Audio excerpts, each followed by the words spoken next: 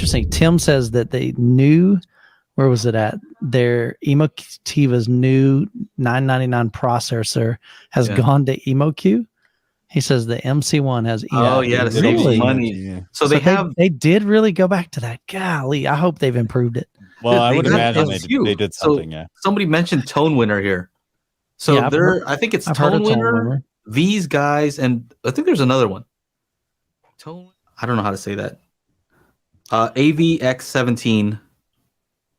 And it's around that same price. I think it looks better than the Tonewinner. You would think these brands would like come up with some cool names if they're going to kind of. Oh, this one. Yeah. I feel, you know, usually when you get like a couple companies that have like all these things come out at the same time, usually it's a hint that somebody released like some piece of hardware that everybody just like that made it like possible. Put it in a box, put it in our box.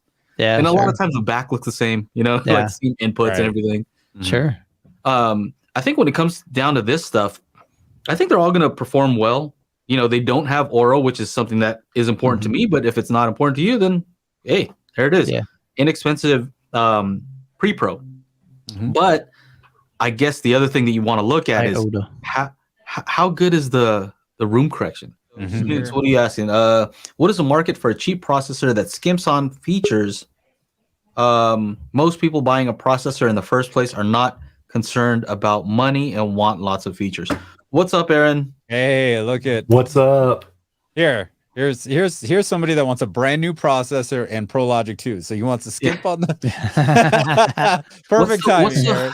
That's a good question, because what are these, around $1,000? Yeah, because I always looked at a pre-pro and like, well, I don't have $3,000. Why is this? Is this supposed to be better? Why do they all you have to go over $2,500 to get a processor? Sure. So what if you get one of these and two of the mini DSP DDRC 88As?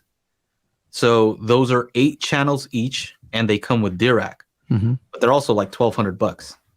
So now you're at 2,400 plus another. Oh, so you're at 3,500. Well, still less than that's still less than the HTP one though. Yeah, less than the audio control, right? So I guess that's a way to save some money if you don't mind piecing some stuff together. Yeah. You know, but then you got more cables. You're taking up more power slots. You know, these are all factors. You know, you want a $1 or $1,000 is $1,000, right? Yeah. Like if $1,000 is, you know, significant to you, which for a lot of people it is, me included. Yeah, I might go that route. And Snoots, that's why like Denon added that preamp mode.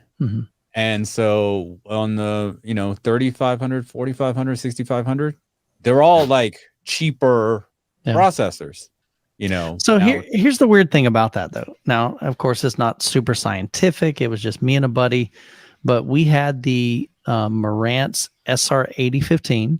So that was when they first came out with that preamp mode. And we just wanted to figure out like, okay, can we hear a difference? And going into it, I assumed that, okay, if we just put the AVR in preamp mode, which disables all the internal amplification, hook up an external amplifier, which we were using my Monolith 11X 11 channel amplifier. So we did that.